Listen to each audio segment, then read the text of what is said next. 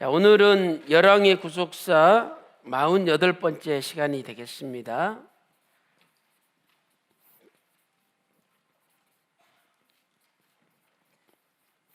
그래서 오늘은 여로보암 2세라는 왕에 대해서 공부하도록 하겠습니다.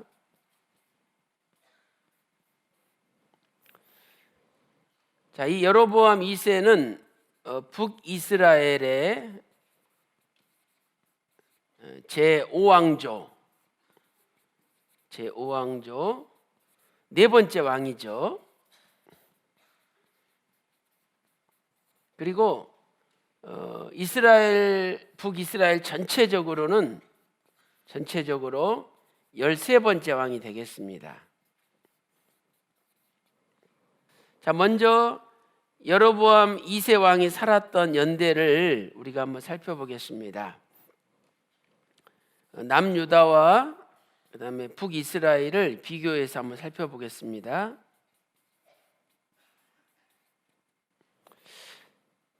자, 남유다 왕을 보니까요.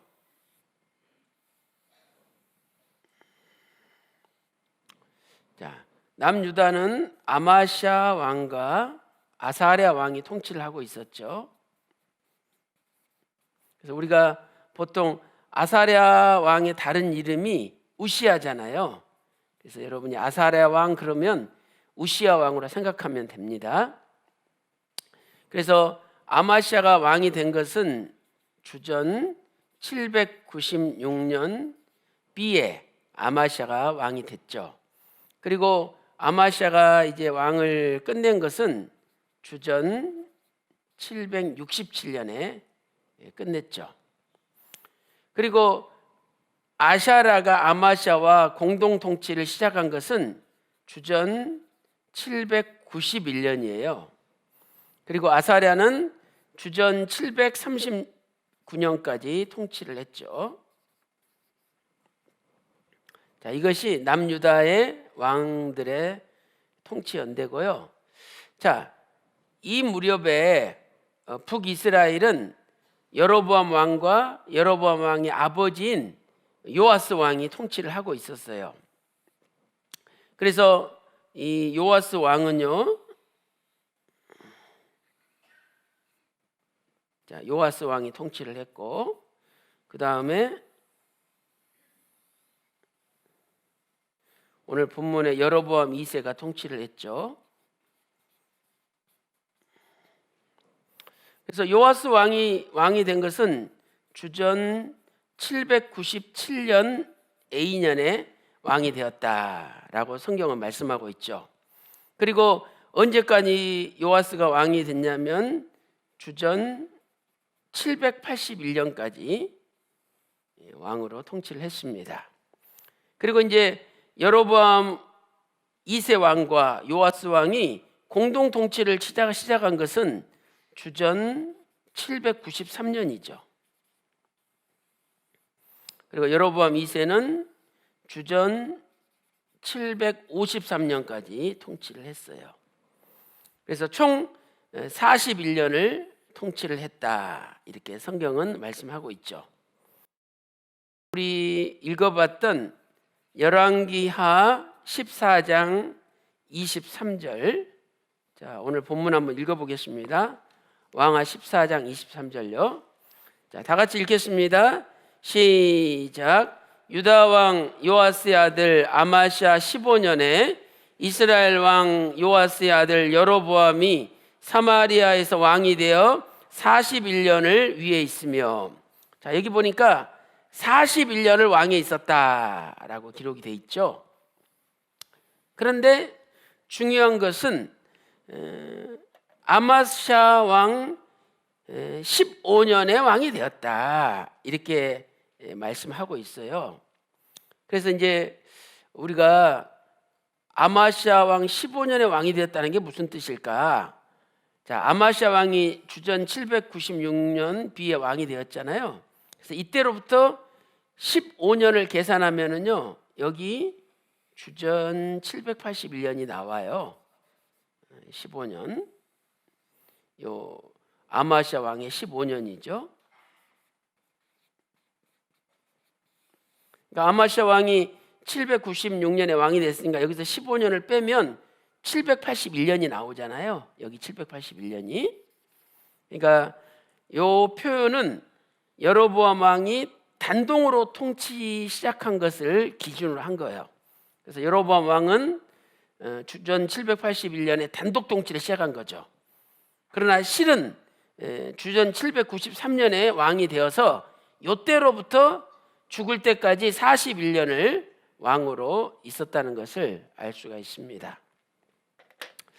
자, 그다음에 이제 두 번째로 이 북이스라엘 여로보암 2세 왕의 이름의 뜻에 대해서 우리가 한번 살펴보겠습니다. 자, 여로보암이라 그러죠. 자, 그런데 이것을 히브리어로 쓰면은요, 야라부암이에요. 야라부암.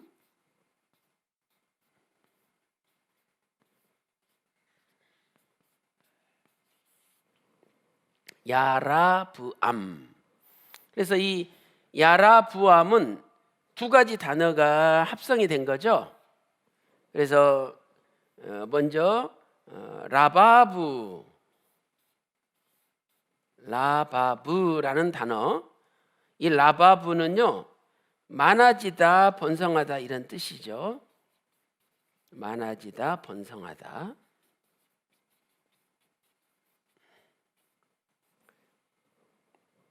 그 다음에 이제 이쪽 뒤에 암이라는 단어가 있잖아요. 암, 이건 라바브고 이건 암이죠.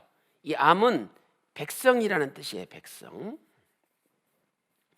그래서 여로부암, 야라부암 뜻은 뭐냐면 백성이 많아지다, 백성이 번성해지다 이런 뜻입니다. 그래서 여로보암은 북이스라엘 왕들 가운데 가장 많은 영토를 소유하게 되었고, 또 나라가 부강한 나라가 되고 발전해서 백성들도 번성하게 된 거죠. 자, 이렇게 해서 우리가 이름의 뜻을 살펴봤고요. 그다음에 세 번째, 여로보암 2세의 생애에 대해서 한번 살펴보도록 하겠습니다. 자, 세 번째, 생애. 자, 첫째로 여로보암 시대에 가장 큰 영토를 확보하게 되죠. 가장 큰 영토를 확보하게 된다. 자, 우리 열왕기하 14장 25절 한번 읽어보겠습니다. 자, 25절 다 같이 시작. 이스라엘 하나님 여호와께서 그 종 가드 헤벨 아미떼 아들 선지자 요나로 하신 말씀과 같이 여로보암이 이스라엘 지경을 회복하되 하맛 어귀에서부터 아라바 바다까지 하였으니, 이렇게 말씀하고 있죠. 자, 그 다음에 두 번째로 이렇게 가장 큰 영토를 회복해 가지고 나라가 풍요롭게 됐잖아요. 그런데 이러한 나라의 풍요의 원인이 무엇이냐? 그것은 하나님의 도우심이 있었기 때문에 나라가 풍요롭게 됐다는 거죠.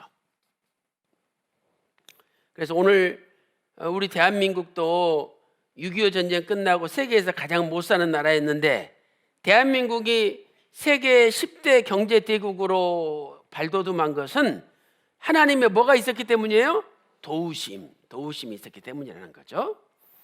자, 거기 밑에 왕하 14장 26절 읽어보겠습니다. 바로 밑에 있죠.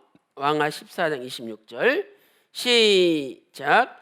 이는 여호와께서 이스라엘의 고난이 심하여 매인자도 없고 노인자도 없고 이스라엘을 도울 자도 없음을 보셨고. 자, 이렇게 도울 자도 없다는 것을 보셨다는 거죠. 27절 보세요. 여호와께서 또 이스라엘의 이름을 도말하여 천하에 없이 하겠다고도 아니하셨으므로 요아스의 아들 여로보암의 손으로 구원하심이었더라. 그래서 하나님이 보니까 북이스라엘을 도와줄 사람이 아무도 없어. 그 말은 하나님께서 도우셨다, 이런 뜻이에요. 자, 그 다음에 세 번째, 여로보암 2세의 생애를 보면은요, 자, 이렇게 하나님께서는 최대 영토 그리고 풍요를 주셨어요. 자, 그런데 이렇게 하나님이 복을 주셨으면 말씀대로 순종하며 살아야 되잖아요. 그러나 오히려 죄악이 만연한 시대가 된 거예요. 죄악이 만연한 시대가 되었다. 그러니까 이것은 하나님의 이 도우심을 배반한 거죠. 도우심을 배반했다. 그러니까 우리도 이렇게 살아서는 안 되겠죠. 그래서 어떤 죄악이 만연했느냐? 첫 번째로 이 가난한 자를 착취하던 시대였어요. 착취하고 억압했다. 가난한 자를 착취하고 억압했다. 그래서 이때가 아모스 선지자 시대인데 아모스 2장 6절 7절 한번 보세요. 또 아모스 4장 1절도 보시고 또 아모스 8장 4절도 한번 보세요. 거기 보면 무슨 말씀이 있냐면 이 돈 많은 사람들, 권력 있는 사람들이 세상에 가난한 사람들 머리 위에 있는 티끌을 탐했대. 야, 가난한 사람들이 머리 위에 티끌이 먼지가 앉아 있는데 저것도 뺏어 먹어야 되는데 그 가난한 자의 머리에 있는 티끌을 탐했다는 거예요. 잠언 14장 31절에서 가난한 사람을 불쌍히 여기면 복을 받지만 가난한 사람을 학대하면 그 사람을 지으신 하나님을 멸시하는 거래. 그래서 하나님이 심판하시겠다고 잠언 14장 31절에 말씀하고 있는 거죠. 그 다음에 두 번째로 이 지도자들은요, 가난한 자들을 착취 억압하고 지도자들은 사치와 방탕의 삶을 살았어요.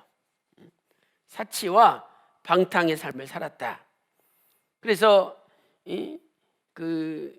아모스 3장 15절 말씀 보면은요, 여름궁이 나와요. 여름궁, 또 겨울궁이 나오고. 이 말은 뭐냐? 여름에는 별장을 지어가지고 여름 궁전에 가서 살고, 또 겨울에는 겨울 궁전을 지어가지고 겨울 궁전에 살고. 그러니까 여러분 미국 가보세요. 미국 가면 돈 있는 사람들, 돈 많은 사람들은 집이 두 채예요. 저 북쪽에 한 채 있고 남쪽에 한 채 있고. 그래서 여름에 날씨가 이 남쪽 올랜도 지방이나 이쪽 플로리다 지방은 아주 덥잖아요. 그러면 저 북쪽에 그 카나다 국경 쪽으로 여름에 가서 살아요. 거기는 시원하고 좋거든요. 근데 또 겨울 되면 거기는 땡땡 얼어붙고 막 눈보라가 몰아쳐요. 그럼 그때는 남쪽 플로리다 쪽으로 싹 내려와가지고 또 거기서 시원하게 살고. 그러니까 그런 일들을 지도자들이 했다는 거예요. 그리고 침대에서 잠을 싹 자는데 침대가 뭘로 만든 침대냐? 상아로. 그 상아가 뭐냐면 코끼리 코에서 이렇게 삐쭉 두 개 나온 이빨 있잖아요. 코끼리 이빨. 비싸거든요. 근데 그 상아 가지고 침대 만들어 가지고 싹 시원하게 거기서 눕는다는 거예요. 이 말씀이 아모스 3장 15절에 있어요. 자, 한번 찾아보겠습니다. 자, 아모스 3장 15절 시작. 겨울 궁과 여름 궁을 치리니 상하 궁들이 파멸되며 큰 궁들이 결단나리라. 이는 여호와의 말씀이니라. 또 그 밑에 아모스 6장 4절 한번 보세요. 아모스 6장 4절.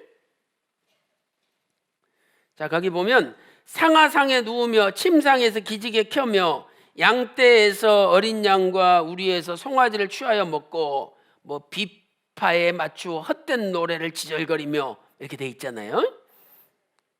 그 아모스 6장 4절부터 6절까지. 그러니까 헛된 노래라는 것은 하나님께 찬양 올리지 않고 그냥 쓸데없이 인생을 노래하면서 지절거렸다는 거죠. 자, 이렇게 가난한 자들을 착취 억압하고 또 지도자들은 사치와 방탕의 삶을 살았어요. 자, 거기다가 하나님의 공평과 정의가 사라졌어요. 세 번째는 공평과 정의가 사라졌다.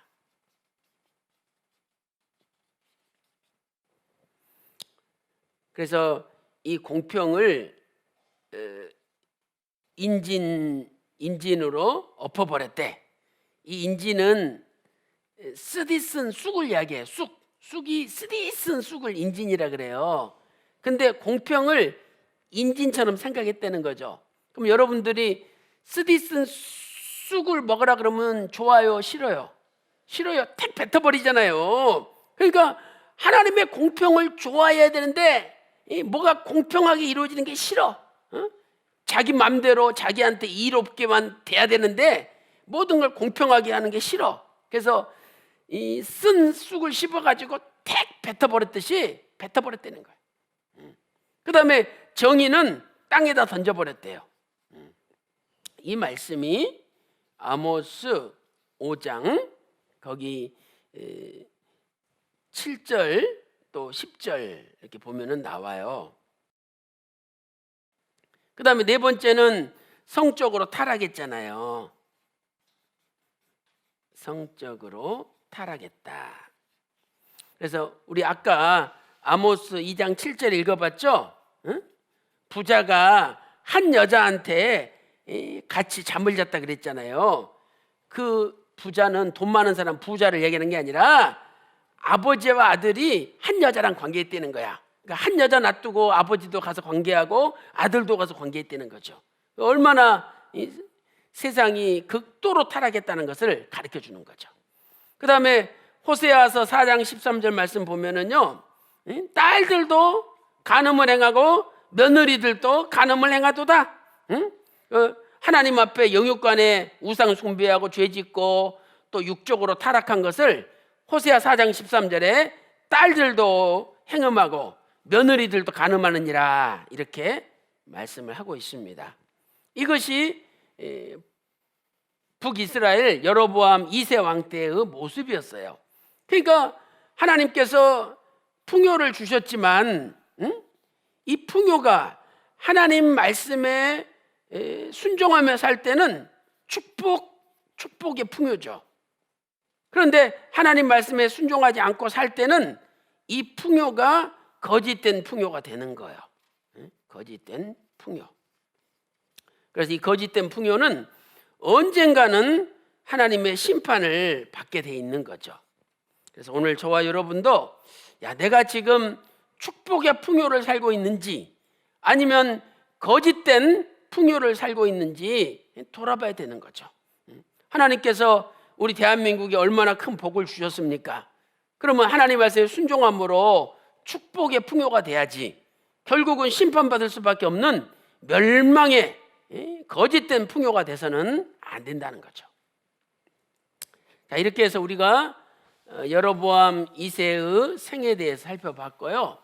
이제 마지막 네 번째로 여로보암 2세의 최후에 대해서 살펴보도록 하겠습니다. 자, 네 번째는 최후. 자, 여로보암 2세가 주전 793년부터 753년까지 41년 동안 통치를 했죠. 그래가지고 죽어서 열조에게로 돌아갔죠. 그래가지고 이제 묻힌 거예요. 그런데 성경에서는 그때 잠에라는 표현을 쓰고 있잖아요. 잠들었다. 샤카브. 그래서 이 잔다는 표현은 뭐냐면 언젠가 깨날 때가 있다는 거죠. 그런데 선한 일을 행한 자는 생명의 부활로 나오고 생명의 부활 요한복음 5장 29절에 있죠. 그러나 악한 일을 행한 자는 심판의 부활로 나오리라. 그래서 반드시 하나님이 깨가지고 상을 주시든지 아니면 심판하신 둘 중에 하나 있다는 것을 가르쳐주는 단어예요. 자, 우리 열왕기하 14장 29절 읽어보겠습니다. 열왕기하 14장 29절 찾아보세요. 자, 열왕기하 14장 29절요. 자, 다 같이 읽겠습니다. 시작. 여로보암이 그 열조 이스라엘 왕들과 함께 자고 그 아들 스가랴가 대신하여 왕이 되니라. 여기 자고라는 단어가 나오죠. 샤카브. 응? 이것은 이제 깨어날 때가 있다는 것을 가르쳐 주는 거예요. 자, 이제 결론을 한번 내려보겠습니다.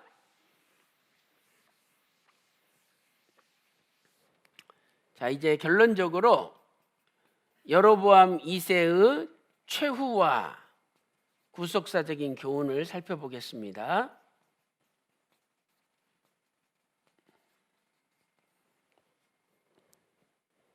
자, 첫 번째로 최후. 이 여로보암 2세가 이제 그 최후를 맞이했는데 이게 최후가 평가죠. 평가. 아까 최후는 했으니까 이걸 평가라고 쓰세요. 평가. 자, 어떻게 평가하고 있느냐? 왕하 14장 24절 보면은요, 여로보암 2세는 첫째로 하나님 보시기에 악했대요. 하나님 보시기에 악했다. 그 다음에 두 번째는요, 여로보암 1세죠. 여로보암 1세의 모든 죄의 길을 걸어갔다는 거예요. 모든 죄악의 길을 그대로 걸어갔다는 거예요. 그 다음에 네 번째로는, 세 번째 일부러 뺀 거예요. 자, 네 번째는 다메섹을 회복하고, 그 다음에 이 하맛 땅을 뺏겼는데 하맛 땅을 되찾았다, 이렇게 평가를 하고 있어요. 근데 세 번째는 뭐라고 평가를 하고 있냐면, 그 권력으로 싸운 모든 일. 그러니까 이 하나님의 도우심으로 다메섹을 회복하고 하맛을 되찾았다, 이건 잘한 거라 이 말이죠. 그런데 나머지 세 개는 하나님 보시기에 악을 행했죠. 여로보암의 모든 죄악의 길을 걸어갔어요. 이건 다른 왕들하고 똑같잖아요. 근데 거기다가 추가적으로 3번이 있는데, 그 권력으로 싸운 모든 일이 역대 지략이 기록됐대요. 이 말은 뭐냐면 여로보암은 평생 싸움만 하다 갔다는 거야. 하나님이 권력을 주셨는데 그 권력으로 평생 싸우다가 끝났다는 거예요. 우리도 저 권사님은 평생 싸우다 가시는구만, 이런 평가를 받으면 얼마나 불명예스러워요. 여로보암이 그렇게 살았어요. 그러니까 이거 싸우는 거 좋은 거 아니에요? 싸워봤자 못하겠습니까? 이기면 뭐하고 내가 지면 뭐하고, 다 필요 없는 거예요.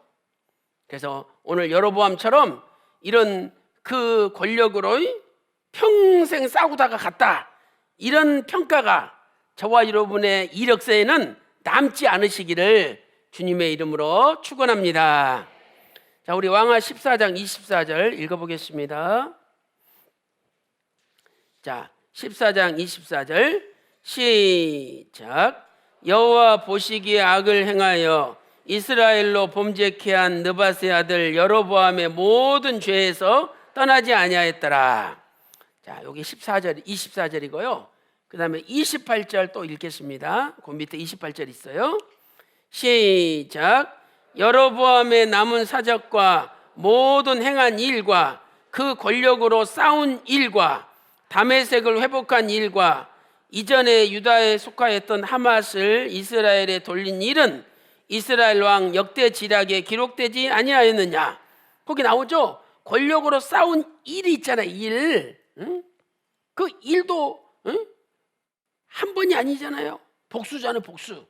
그러니까 모든 일들 평생 싸우다 갔다는 거예요, 저 사람은. 이게 여로보암의 평가라는 거죠. 자, 그다음에 두 번째로 이제 이 여로보암의 삶을 통해서 우리가 얻을 수 있는 구속사적인 교훈은 무엇일까? 자, 두 번째는 구속사적인 교훈을 살펴보겠습니다. 참 이 여로보암이 하나님께 처음에는 복을 받은 사람이죠. 하나님이 도와주셨잖아요. 그래서 이 여로보암 시대는요, 가장 많은 선지자들이 활동하던 시대예요. 가장 많은 선지자들이 활동하던 시대였다. 가장 많은 선지자들이 활동하던 시대였다. 그래서 호세아 선지자라든지 또 아모스 선지자라든지, 여러분이 호세아 1장 1절 보세요. 또 아모스 1장 1절 보면 이 사람들이 활동할 때가 여로보암이라고 나와요. 그 여로보암 2세를 가리켜요. 그 다음에 요나, 아까 왕하 14장 25절에 요나가 나오잖아요. 이렇게 기라성 같은 유명한 선지자들이 가장 많이 활동했던 시대가 여로보암 2세 시대예요. 그리고 이들을 통해서 하나님의 말씀이 많이 선포됐어요. 하나님의 말씀이 많이 선포되었다. 그래서 오늘 우리도 이렇게 하나님 말씀이 가장 많이 선포되는 것이 결국 풍요다, 행복이다 하는 것을 알 수가 있는 거예요. 그래서 북이스라엘 왕들 가운데 가장 오랫동안 통치한 사람 여로보암 2세예요. 북이스라엘 왕들 가운데 가장 많은 영토를 확보했던 사람 여로보암 2세예요. 그러니까 하나님의 도우심을 받아 가장 많은 선지자를 보내셔서 말씀을 선포케 하시고 하나님이 풍요를 주신 거죠. 그런데 이 풍요가 말씀에 순종하지 않으므로 거짓된 풍요가 되고 말았다는 거죠. 그래서 오늘 저와 여러분도요, 말씀만 붙잡고 살면 하나님이 반드시 풍요를 주시는 거예요. 오늘 대한민국이 어떻게 6.25 후에 세계에서 제일 못 사는 나라였는데 이렇게 잘 살게 됐습니까? 아버지 말씀이 우리 대한민국에서 선포됐기 때문에 우리 대한민국이 잘 살게 된 거예요. 하나님 풍요를 주신 거 아니에요. 그래서 오늘 이제는 여로보암 왕처럼 지도자들이 가난한 사람 억압하고 학대하고 자기는 사치와 풍요를 누리고 이렇게 성적으로 타락하고 이렇게 산다면 이 풍요가 거짓된 풍요로 바뀌어진다는 거예요. 그래서 오늘 또 여러분의 풍요가 거짓된 풍요가 아니라 말씀에 순종함으로 축복의 풍요로 영원 무궁토록 지속되시기를 주님의 이름으로 축원합니다.